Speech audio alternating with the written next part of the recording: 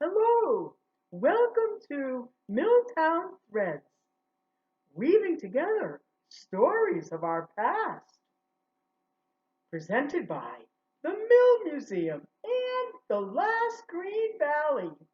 Today, water power. Whee!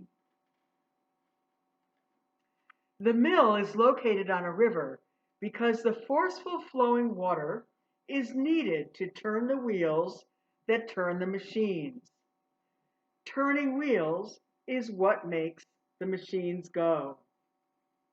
In this diagram, you can see that the water turns the wheel, and the wheels turn the shaft, and the shaft turns gears, and gears turn more shafts, and they turn wheels, and they turn belts, and this is belt-driven machinery, all because the water from the river is turning water wheels.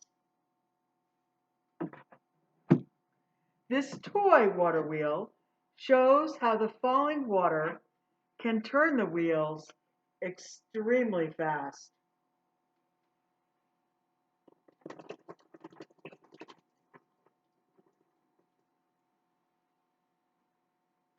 Today, water power is sometimes called hydropower. It's still used to generate electric power, and it is a form of clean energy.